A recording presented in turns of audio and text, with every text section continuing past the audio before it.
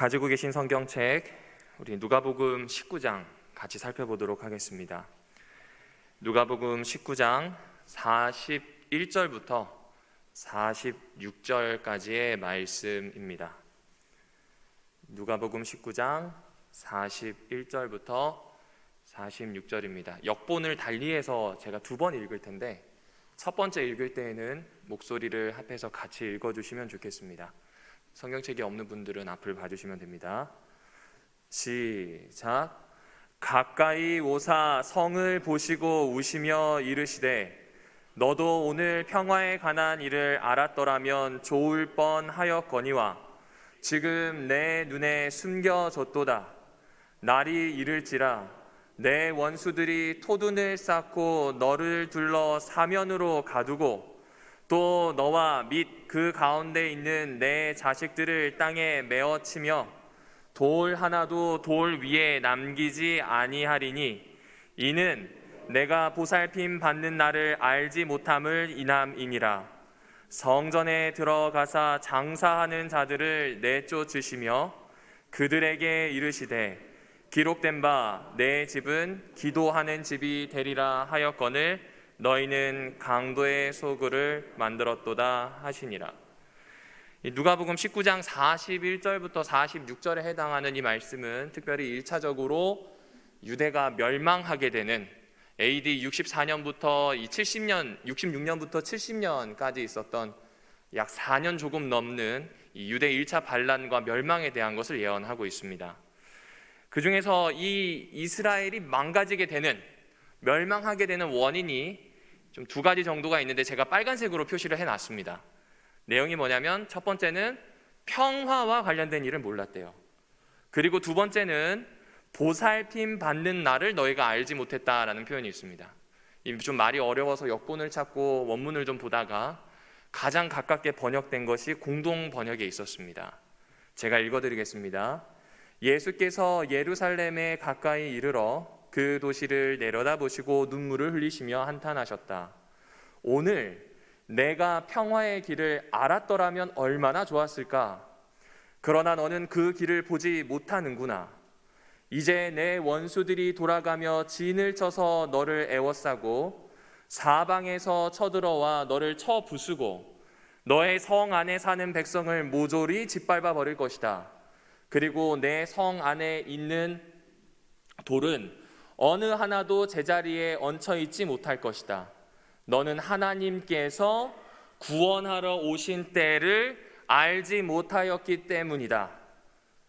예수께서 성전뜰 안으로 들어가 상인들을 쫓아내시며 성서에 내 집은 기도하는 집이다 라고 기록되어 있지 않느냐? 그런데 너희는 성전을 강도들의 소굴로 만들었다 하고 나무라셨다. 하나는 확실히 평화에 관한 일을 모르는 겁니다. 그러니까 몰라요. 이게 첫 번째예요. 그리고 두 번째는 무엇이냐면 역시 알지 못하는, 모르는 것에 대한 문제인데 하나님께서 우리를 구원하러 오신 그 때를 알지 못했다는 겁니다. 아마 미루어 짐작하실 수 있을 거예요. 이 내용은 딱 봐도 예수님이 오신 때에 예수님을 받아들이지 못했다 이렇게 알 수 있습니다.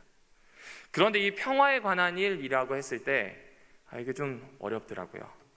그래서 오늘 이 내용을 가지고 우리 성도님들과 한번 찾아보려고 합니다. 특별히 이 본문 바로 앞에 보면 너희가 소리를 내지 않으면 돌들이 소리를 지르겠다는 유명한 본문이 있습니다.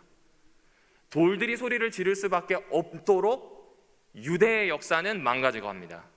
분명히 사람들이 소리를 낼 수 있었고 예수의 목소리를 듣고 같이 반응하고 울림이 있을 수 있었는데 이들이 망가지게 됐어요. 결국에는 남의 나라의 돌이 되어서 이들은 이야기할 수밖에 없게 됩니다. 그 내용을 한번 찬찬히 살펴보려고 합니다. 자, 그러면 오늘 이 내용을 해석할 때 제일 중요한 것은 텍스트를 잘 보아야 한다는 것이겠죠. 텍스트를 잘 본다고 하는 의미는 크게 두 가지입니다. 하나는 오늘 이 기록은 누가복음입니다. 그러면 저자가 누구일까요? 누가입니다. 누가복음은 언제쯤 기록되었는가 물어보면 사람마다 분분하지만 대략 한 60년에서 70년 사이, 주후 60년에서 70년 사이에 기록되었을 것이다 라고 생각합니다. 근데 예수님 사건은 30년 전이거든요. 그러니까 예수님이 살아 계시던 때를 굳이 30년 후가 되어서 누가가 써야 될 이유가 있었을까? 왜 그때 이런 내용을 썼을까? 요게 하나 필요한 거죠. 그리고 두 번째는 오늘 이 본문이 적혀있는 이 시대에 대한 이야기입니다. 이 사건은 도대체 어떤 역사적 맥락을 가지고 있는지를 보아야 합니다. 여러분이 알고 계시는 것처럼 이 땅에 살아가는 모든 사람들, 모든 나라와 집단에는 역사가 있는데 그 역사는 진공처럼 어느 날 갑자기 뚱 하고 떠오르지 않습니다. 성경 기록도 마찬가지입니다. 성경에 있는 내용을 이해하려면 그 당시의 종교적, 그 당시의 문화적, 그 당시의 역사적인 내용을 살펴볼 필요가 있습니다. 그러면 이제 이 누가가 썼을 그 당시, 그리고 오늘 이 내용이 기록되었을 그 당시를 좀 어떻게 하면 잘 정리할 수 있을까 하다가 크게 두 가지 맥락을 좀 보게 되었습니다. 오늘 본문이 중간에 파란색으로 표시가 되어 있습니다. 예수님께서 예언하시는 모습이죠. 예루살렘으로 들어가셔서 이제는 순환을 받으시는 일이 시작되기 바로 직전, 그 상황, 입성하시면서 예루살렘을 보고 슬퍼 예언하시는 상황이 바로 오늘 내용입니다. 그런데 누가는 언제쯤 기록을 하냐면 유대 전쟁이 있을 즈음 기록합니다. 그 즈음입니다. 그 즈음이면 주후 66년부터 70년 정도 됩니다. 예루살렘이 멸망하는 때죠. 그 즈음, 정확히 측정해내지는 못합니다. 이때에 유대 1차 전쟁이 있었습니다. 이것도 의미를 알고 있어야 됩니다. 유대 1차 전쟁을 한마디로 이야기하면 이제부터 검열이 시작된다라고 하는 겁니다. 무엇이 시작된다고요? 검열이 시작됩니다. 식민지가 반란을 일으켰어요. 다시 반란을 일으키지 말라는 법 없어요. 그럼 뭐 해야 될까요? 감시하고 쪼우고 압박해야 됩니다. 특별히 유대인처럼 독립심이 강하고 유대인처럼 자신들이 가지고 있는 신앙에 대해서 기록하고 말하고 공동체가 함께 모여서 읽고 그 전승을 전파하는 민족들은 잘 단속해야 합니다. 그래서 역사의 기록을 보시게 되면 유대인들이 쓰는 문헌들을 로마가 아주 철저하게 관리 감독하게 됩니다. 성경도 그런 가운데서 쓰였다라고 하는 걸 기억해 주셔야 합니다. 그리고 다음으로 봐야 될 축이 무엇이냐면 오늘 지금 이 본문에 있는 내용을 이해할 수 있도록 이 본문 이전에 있었던 이 본문이 있는 이 당시를 살아가는 사람들에게 정말 엄청난 영향을 끼쳤던 사건이 무엇인지를 알아야 됩니다. 예를 들어 볼까요? 우리는 일본 제국 치하에서 식민지 생활을 했었습니다.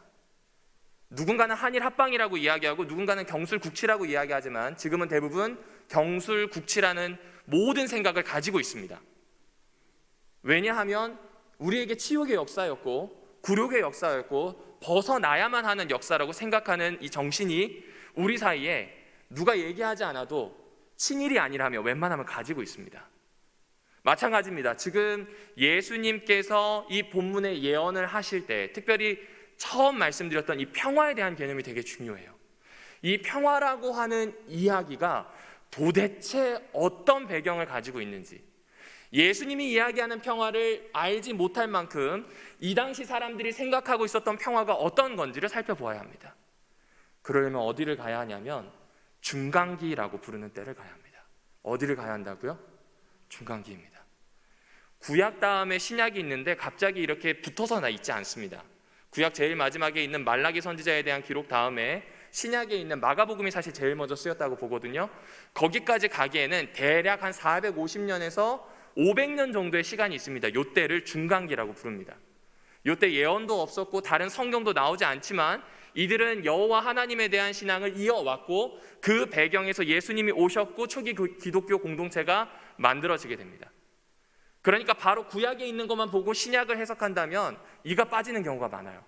그 중간에 있는 역사를 잘 보아야 됩니다. 특별히 유대인들에게 평화라고 하는 주제라면, 독립이라고 하는 주제라면, 행복이라고 하는 주제라면 중간기를 꼭 보셔야 합니다. 거기에 나오는 우리에게 익숙하지 않은 왕이 있는데 바로 마카비라고 하는 왕이 있습니다. 이 마카비라고 하는 왕은요 아주 불세출의 영웅입니다. 유대인들에게는요. 페르시아 이후에 그리스 그리고 쭉쭉쭉쭉 내려오죠. 맨 마지막에 시리아까지, 시리아의 셀류쿠스 왕조까지 이 이스라엘 백성들을 얼마나 통치하면서 괴롭혔는지 모릅니다. 그런데 이때 이 마카비 가문의 맏다디아라고 하는 남자가 나타나요. 불현중에 나타난 그 사람이 전쟁을 일으키고요, 아주 엄청난 열세에도 불구하고 이겨버립니다. 4년의 전쟁을 통해서 이겨버리고요, 거진 100년간의 독립기간을 가집니다. 그 100년간의 독립기간이 끝나는 주전 63년경에 로마는 이 유대를 정복해버립니다. 그러니까 이 유대인들에게 마카비, 그가 만들어 놓은 독립은 엄청난 일일까요? 그가 평화롭게 만들었던 100년은 이들에게 있어서는 정말 아주 진한 여운을 남겼습니다. 얼마만큼 진한 여운이었냐고요? 수전절이라는 절기가 하나 있습니다. 이것은 제일 처음 이스라엘 민족들이 나라를 꾸릴 때 있었던 절기가 아니에요. 이 절기는 마카비가 자신의 전쟁을 끝내고 성전을 회복했다는 것을 기념하는, 그래서 이 촛대가 원래는 7가지입니다. 금촛대가 7가지로 되어 있는데 9개 가지인 메노라라고 하는 것을 거는 이 수전절을 지키게 됩니다. 지금도 유대인들은 그걸 지켜요. 그런데 그 수전절이 언제까지 갔을까요?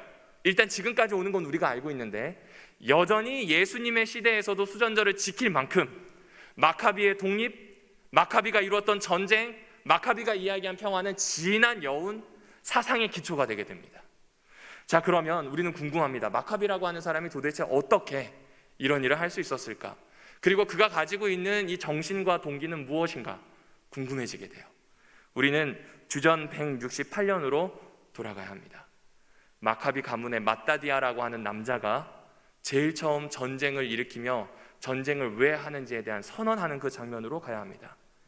쉽게 찾아보실 수 있습니다. 대한성서공회에 들어가시면 성경에는 들어가 있지 않지만 우리가 찾아볼 수 있는 유대 문헌들이 꽤 있습니다. 그 중에 하나가 지금 여기 나오는 이 마카베오라고 하는 책입니다. 마카비가 쓴 거예요. 이 마카베오 상권 2장 22절부터 25절에는 이런 이야기가 있습니다. 배경은 이렇습니다. 시리아 셀류쿠스 왕조의 왕이 옵니다. 이 안티오쿠스 4세, 여러분이 알고 계시는 안티오쿠스 에피파네스예요. 이 사람이 왕으로 등극하자마자 유대인들에게 3가지를 금지시켜요. 안식일 지키지 마라, 토라 보지 마라, 그리고 이 마지막 한 가지로 제사, 할례, 요것을 하지 말라고 이야기를 합니다. 그리고 드디어 왕의 사신들이 옵니다. 그 기록이 바로 이 기록입니다. 제가 읽어드리겠습니다. 우리는 왕의 명령을, 안티오쿠스죠, 왕의 명령을 따를 수 없을 뿐더러 우리의 종교를 한치도 양보할 수 없어. 맏다디아의 말이 끝났을 때 어떤 유대인 한 사람이 나와서 모든 사람이 보는 앞에서 왕명대로 모데인 제단에다가, 그러니까 이 안티오쿠스 왕명대로 그들이 만든 그리스 제단 위에다가 희생 제물을 드리려고 합니다. 이것을 본 맏다디아가 화가 치밀어 올라 치를 떨고 의분을 참지 못하여 앞으로 뛰어 올라가 제단 위에서 그자를 죽여버렸다. 그리고 사람들에게 이교 제사를 강요하기 위해 온 왕의 사신까지 그 자리에서 어떻게 했을까요? 죽이고 제단을 헐어버렸다. 이렇게 해서 맏다디아는 전에 비느하스가 살루의 아들 시므리를 찔러 죽였을 때처럼 율법에 대한 열성을 과시하였다. 그리고 맏다디아는 거리로 나서서 율법에 대한 열성이 있고 우리 조상들이 맺은 계약을 지키려고 하는 사람은 나를 따라오시오 하고 큰 소리로 외쳤다.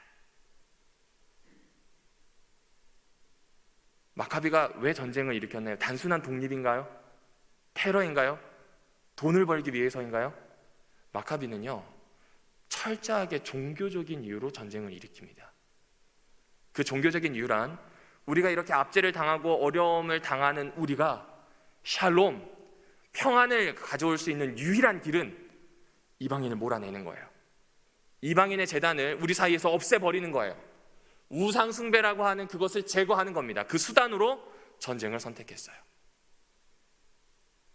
그리고 그는 누구를 계승한다고 이야기하냐면 모세 시대에 모압이라고 하는 땅에 도착했을 때 이스라엘을 범죄하도록 만들었던 모압 여인들, 그리고 모압 여인과 잠자리를 가지고 있었던 이 시므리라고 하는 사람을 비느하스라고 하는 제사장이 창을 가지고 꿰뚫어 버렸던 그 사건, 여호와의 열심을 지키기 위해서는 살인도 불사할 만큼 극단적인 방법을 선택했던 비느하스를 계승한다고 이야기합니다. 뒤로 물러설 곳이 없었던 유대 사람들은 맏다디아를 따라 일어납니다. 그리고 마따디아 이 마카비는 전쟁을 치르던 중 죽어요. 그리고 그의 아들들이 꽤 있는데 그의 아들 중에 한 명인 유다 마카비가 3년 동안의 전쟁을 수행합니다. 이겼을까요? 졌을까요? 결국 승리합니다. 다시 말씀드리지만요, 이들에게 전쟁은 이스라엘을 정결하게 만드는 과정입니다. 이스라엘에 하나님이 주시는 샬롬, 평안이 오도록 만드는 과정이에요. 이것은 마카비의 입에서 나온 이야기인데 모든 유대 사람들이 동의하고요, 특별히 항전주의자들, 로마에 대항하고자 했던 사람들이 예수님의 시대에도 살았고 제1차 유대 전쟁에도 살았거든요. 그 사람들이 여기에서 그 이야기를 끄집어옵니다. 우리는 로마를 몰아내야 샬롬, 하나님 나라의 평안이 있다. 우리는 그들에게 대항해야만 살아남을 수 있다. 정결해져야 한다. 정결해지기 위해선 이방의 제단 부셔야 된다. 아주 과격하게 이야기하는 겁니다. 그러면 그들이 전쟁을 수행했던 방식을 잠깐 보실까요? 그들이 전쟁을 수행했던 방식은 이렇습니다. 마카베오 상권 이 3장 18절과 19절에 이렇게 되어 있습니다. 작은 군대가 큰 군대를 쳐 이기는 것은 그리 어려운 일이 아니다. 어려운 일이거든요. 근데 어려운 일이 아니래요. 어떻게 작은 군대가 큰 군대를 싸우는 게 어렵지 않을까요? 내용은 이렇습니다. 빨간색을 보실까요? 전쟁의 승리는 군대의 다수에 달린 것이 아니고 하늘이 내려주는 힘에 달려있다. 그러니까 전쟁은 어떻게 이길 수 있다는 거예요? 하나님의 초자연적인 개입이 있으면 이길 수 있다는 거예요? 없다는 거예요? 있다는 거예요. 그리고 그걸 증명해낸 사람이 누굴까요? 유다 마카비입니다. 유다 마카비입니다. 이 마카비 가문을 세운 유다 마카비입니다. 그는 그렇게 해서 시리아를 쫓아내고 독립을 이뤘거든요. 말도 안 되는 전력의 열셈에도 불구하고 하나님이 나와 함께 하실 거라고 믿고 싸웠는데 진짜 이겨버린 거예요. 그러니 이 믿음이, 이 사상이, 이 생각이 유대 사람들 깊숙한 면에 자리 잡게 됩니다. 다시 로마가 유대를 점령하게 되었을 때 당시에 어떻게 저항할 수 없을 만큼 강력한 군대를 가지고 내려오는 이 로마를 보게 되었을 때 사람들은 누구를 떠올렸을까요? 마카비, 우리를 그때 구했던 메시아와 같은 마카비를 떠올리게 됩니다. 그리고 평화를 얻기 위해서는 우리에겐 정치적인, 군사적인 힘이 있는, 특별히 여호와 하나님의 특별한 개입하심을 경험케 할 수 있는 메시아가 필요하다는 생각이 그들에게 있었습니다. 그리고 사람들이 예수님께서 복음을 전할 때 예수님이 그런 메시아가 되기를 기대한 겁니다. 누구처럼요? 마카비처럼요. 누구처럼요? 다윗처럼요. 누구처럼요? 비느하스처럼요. 힘을 가지고 백성에게 공포를 주든 어떠한 방식으로든 새롭게 하나님 나라의 평화를 만들어내는 겁니다. 그럼 이제 정리해보면 유대 사람들이 생각하고 있었던 평화는요, 우리 안에 있는 외부의 세력, 외부의 재단을 다 물리쳐내는 겁니다. 다 깨끗하게 치우는 겁니다. 이게 이들이 가지고 있었던 평화에 대한 개념입니다. 그런데 여러분 잘 아시죠? 예수님은요, 로마랑 안 싸우셨어요. 예수님께서 로마를 점령하신 방법은요, 본인이 죽는 걸 선택하셨습니다. 본인이 죽고 늘 하셨던 말씀, 하나님 나라는 무력에 달려있지 않고 우리 각 사람에게 그 마음에 임하는 평화라고 이야기합니다. 실제로 힘이 있었나요? 힘이 있었습니다. 초기교회는 로마 전역으로 퍼졌고요, 하나님 나라를 고대하고 하나님 나라를 만들어 가려고 하는 공동체가 여기저기 생기게 됩니다. 이게 예수님께서 말씀하려고 하셨던 평화의 일이에요. 우리 가운데 임하는 하나님 나라, 거기에서 얻는 평화입니다. 그런데 유대인들, 특별히 열심당원이나 급진적인 혁명가들, 그리고 그렇게 전쟁을 수행하고자 했고 실제로 전쟁을 일으키고 항전했던 사람들은 그렇지 않았어요. 특별히 일반 시민들까지도 영향을 많이 받았습니다. 내용은 뭐라고요? 우리가 평화하기 위해서는 로마 까부셔야 된다. 계란으로 바위를 치더라도 바위를 깰 수 있다. 하나님이 개입하시면. 이 이야기를 이들은 계속 했던 겁니다. 그러니까 지금 예수님은 지금 뭐라고 하시는 거예요? 그런 거 하지 말고 제발 오늘, 다른 날이 아니에요. 오늘 예수께서 오늘 입성하시는 이때, 예수님의 말씀을 듣는 이때에 예수께서 하시는 그 평화에 대한 일을 눈을 뜨고 보기를 요청하고 계시는 겁니다.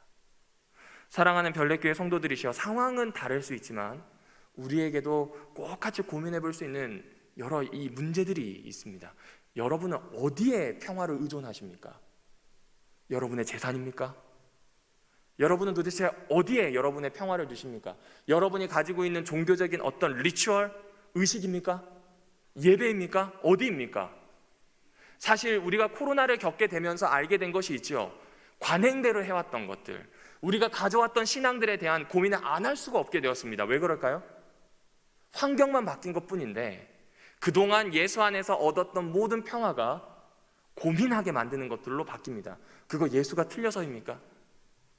아닙니다. 아닙니다.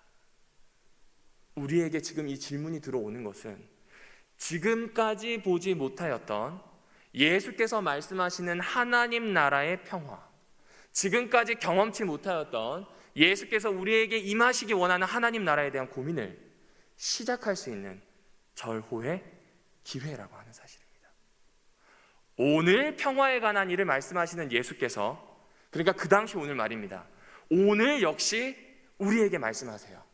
선우야, 네가 나의 평화의 일을 알았다면, 네가 조금 손해보는 것 자체가 왜 평화인지 알았더라면, 예배를 드리지 못하고 흩어져 있지만 그 안에서 하나님 나라를 이루고 평화로워가는 그 방법을 게으르게 살펴보는 사람, 지켜보는 사람이 아니라 도전하는 사람이 되었다면, 그저 영상 매체를 가지고 예배를 드렸다, 설교를 보았다라고 하는 거 말고 말입니다, 이 안에서도 어떻게든 하나님 나라로 내 가정을, 내 공동체를 꾸리기 위해서 살아간다면 그건 너가 경험할 수 있는 평화다. 예수님이 말씀하시는 겁니다. 이스라엘은 거기에 실패하게 되면서 로마에 멸망하게 됩니다. 참 안타까운 일입니다. 이들은 결국 선택을 좀 다르게 합니다. 끝까지 예수님이 이야기했던 이야기를 좀 멀리 하게 됩니다. 여러분에게 보여드리는 건 이건 이 반세겔짜리 동전입니다. 이 반세겔짜리 동전이 언제 나왔냐면요, 주후 66년, 67년, 68년도에 나왔다고 추정하는 동전들입니다. 이때는 어떤 때인가? 이 66년에 드디어 일어날 일이 일어나고 말았어요. 불만이 쌓여가고 있었던 유대인들이요, 특별히 열심당원들을 중심으로 해서 뭉칩니다. 그리고 뭉친 다음에 어떻게 했을까요? 로마가 이 팔레스타인 지방을 지배하기 위해서 이 자신의 군단을 보냅니다. 군단은 한 6,000명 되는 군세입니다. 그런데 이 군단은 번호가 있는데 팔레스타인 지방은 10군단입니다. 갈릴리 지방에 주둔하고 있어요.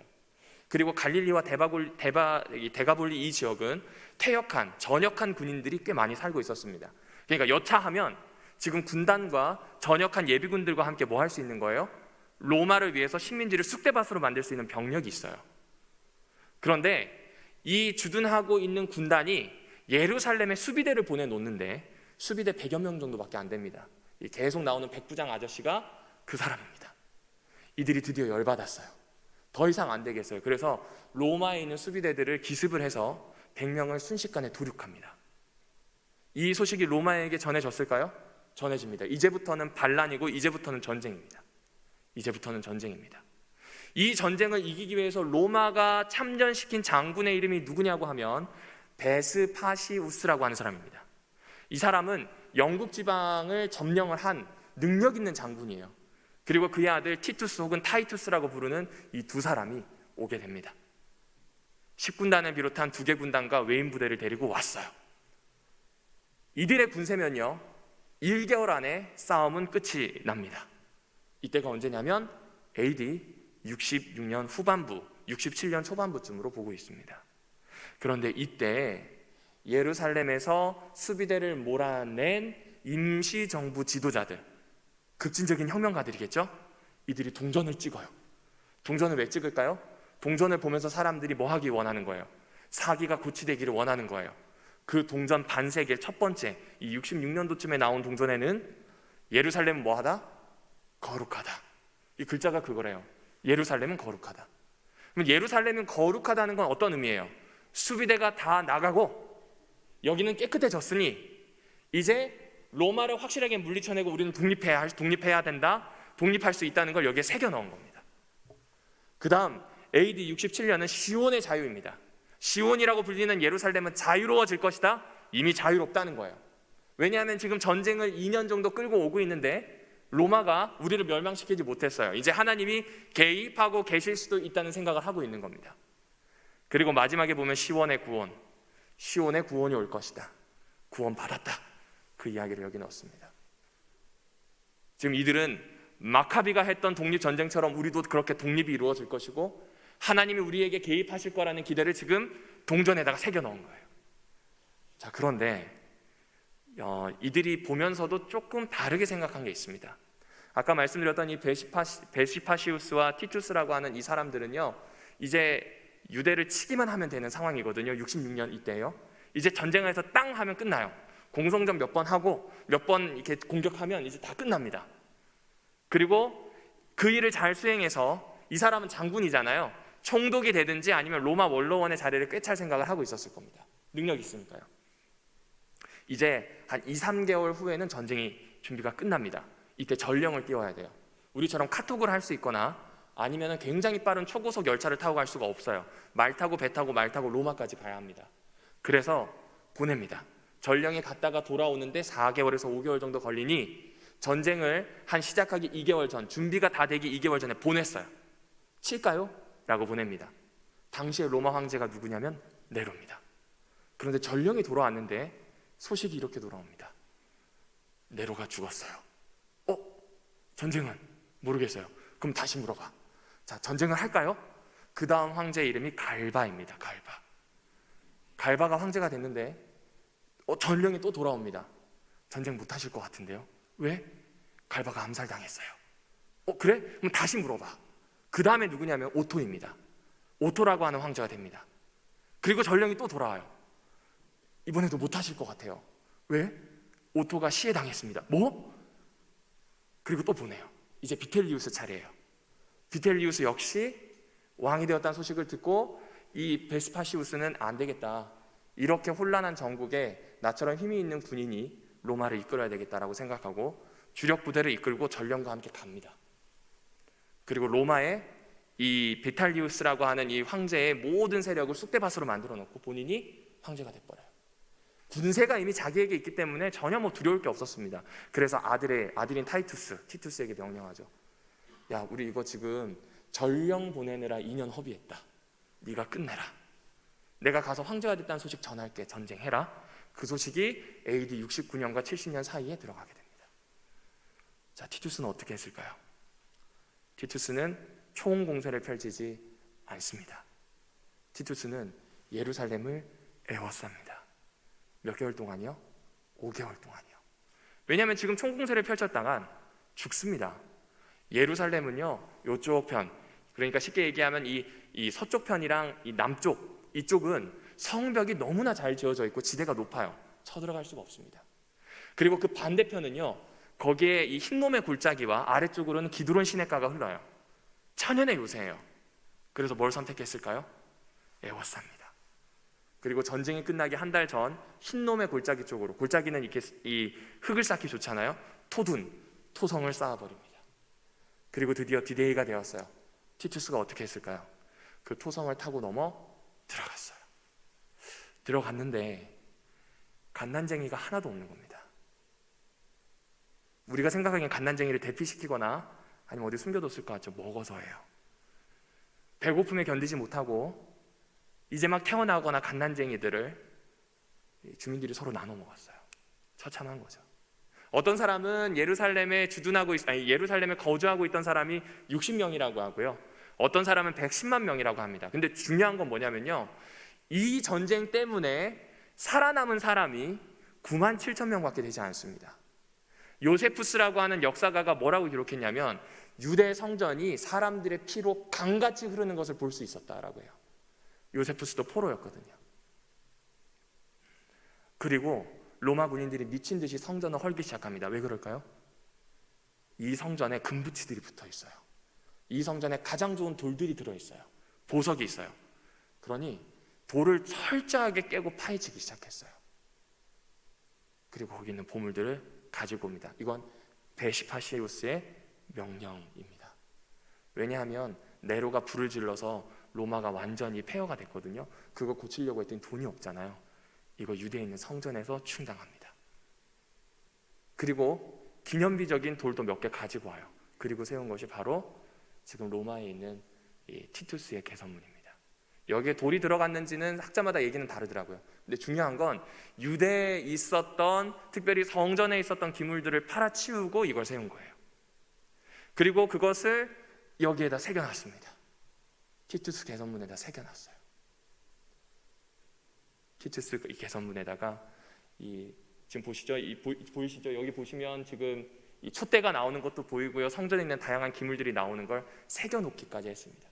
그 전쟁으로 로마는 회복했다, 이 이야기입니다. 이거 얼마나 아픈 역사인가요?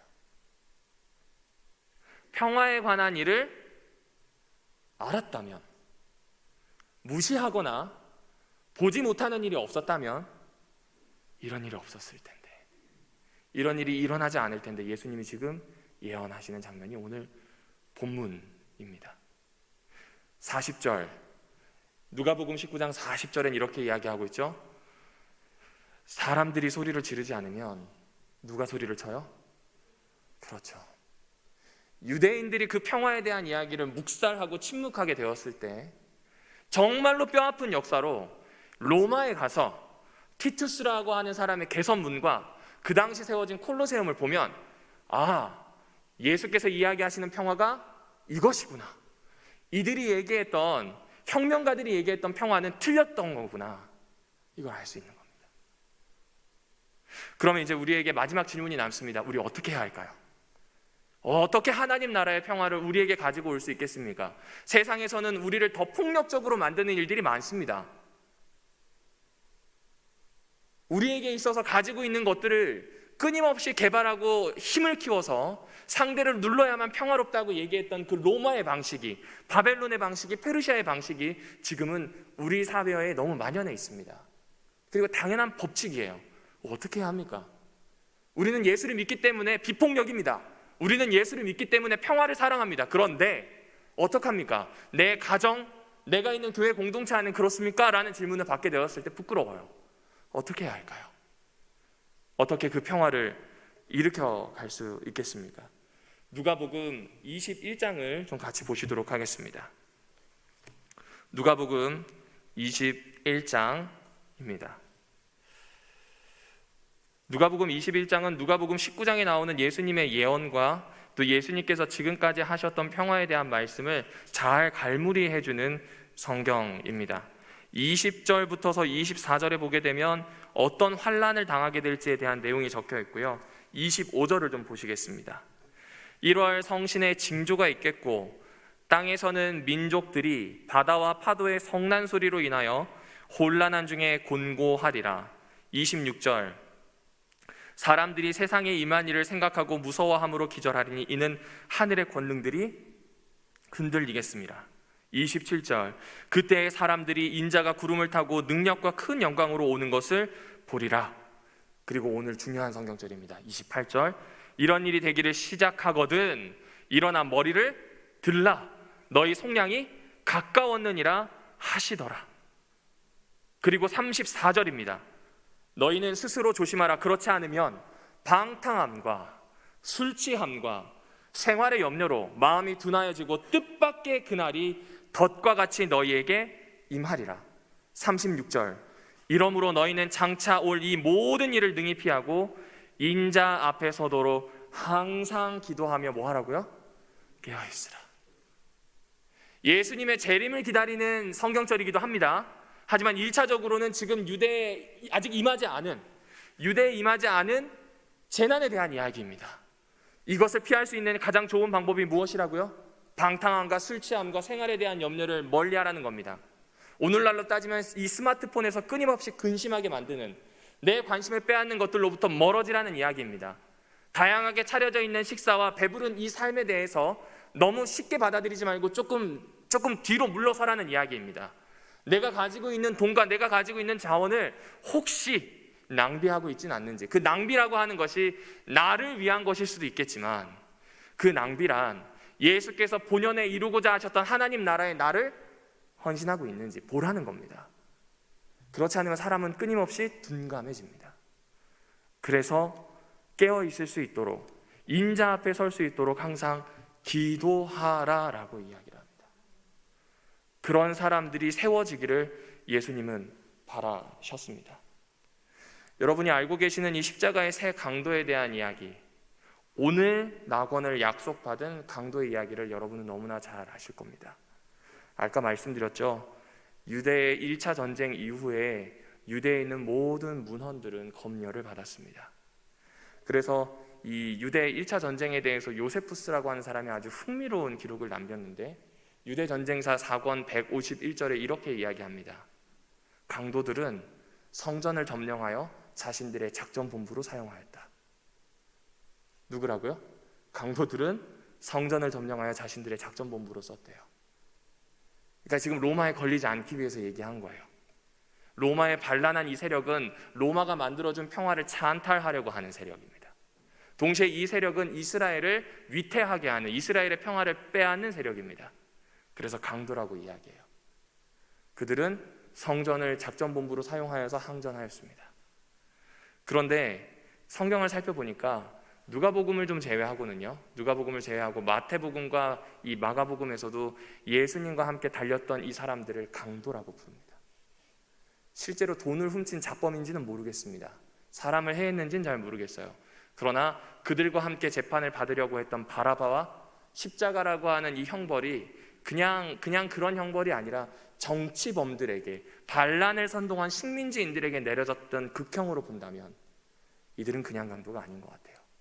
참으로 많은 신학자들과 목회자들도 다양한 의견을 내지만 하나로 살펴보면 이들은 어쩌면 과격하게 자신들의 평화를 이룩하고자 했던, 마카비를 계승하고자 했던 그런 정치범들이었는지 모르겠습니다. 그 중에 하나가 예수를 봐요.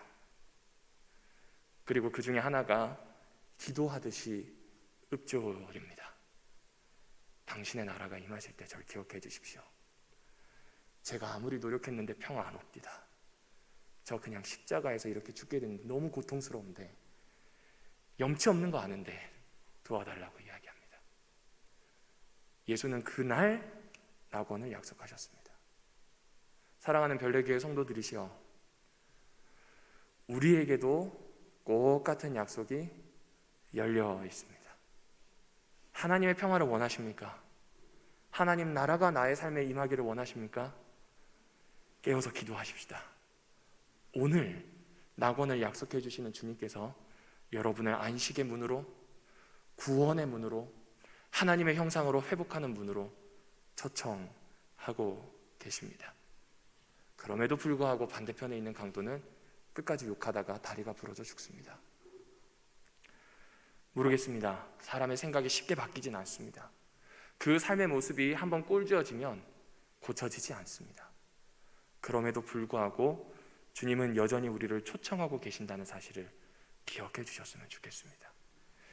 잊혀졌던 것을 일깨우는 시간, 주께서 부르시는 부르심에 반응하는 시간으로 어떻게 안식일을 좀 보내보시지 않으시겠습니까?